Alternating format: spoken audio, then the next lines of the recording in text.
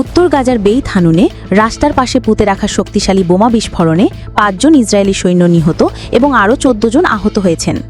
সোমবার ৭ জুলাই রাতে এই ভয়াবহ হামলার ঘটনা ঘটে বলে ইসরায়েলি প্রতিরক্ষা বাহিনী আইডিএফ নিশ্চিত করেছে। আহতদের মধ্যে ২ জনের অবস্থা আশঙ্কাজনক। আইডিএফ এক বিবৃতিতে জানিয়েছে, নিহতদের মধ্যে ২ জনের পরিচয় প্রকাশ করা হয়েছে। তারা হলেন জেরুজালেমের বাসিন্দা ২০ বছর বয়সী স্টাফ সার্জেন্ট মেয়ার শিমন্ট পামার এবং ২০ বছর বয়সী সার্জেন্ট মোশে নিসিম ফ্রেজ। তারা উভয়ই কিফির ব্রিগেডের নেচ্চা ইহুদা ব্যাটালিয়নের সদস্য ছিলেন। বাকি নিহতদের পরিচয় যাচাই বাছাই শেষে তাদের পরিবারকে জানানোর পর প্রকাশ করা হবে। বাহিনীর প্রাথমিক তদন্ত অনুসারে সোমবার রাত ১০টার কিছু পরে নেজ্জা ইহুদা ব্যাটালিয়নের সৈন্যরা বেইত হানুনে স্থল অভিযান পরিচালনা করছিল। সৈন্যরা কোনো সাজোয়া যানে না থেকে পায়ে হেঁটে অগ্রসর হওয়ার সময় রাস্তার পাশে পেতে রাখা একটু বোমার বিস্ফোরণ ঘটে।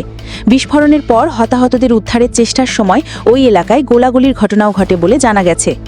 আইডিএফ আরও উল্লেখ করেছে, এই স্থল অভিযানের আগে ওই এলাকায় ব্যাপক বিমান হামলা চালানো হয়েছিল, কিন্তু তা সত্ত্বেও এই অতর্কিত হামলা এড়ানো সম্ভব হয়নি। জানা গেছে, নেজ্জা ইহুদা ব্যাটালিয়নের সৈন্যরা গাজা ডিভিশনের উত্তর ব্রিগেডের অধীনে ৬৪৬তম রিজার্ভ প্যারাট্রুপার্স ব্রিগেডের সঙ্গে একটি যৌথ আক্রমণে অংশ নিচ্ছিল। এই অভিযানের মূল লক্ষ্য ছিল বেইত হানুন এলাকায় অবশিষ্ট স্বাধীনতাকামী যোদ্ধাদের সম্পূর্ণ নির্মূল করা। এই ঘটনার পর ওই এলাকায় উত্তেজনা বিরাজ করছে এবং ইসরায়েলি বাহিনী তাদের অভিযান আরও জোরদার করতে পারে বলে আশঙ্কা করা হচ্ছে।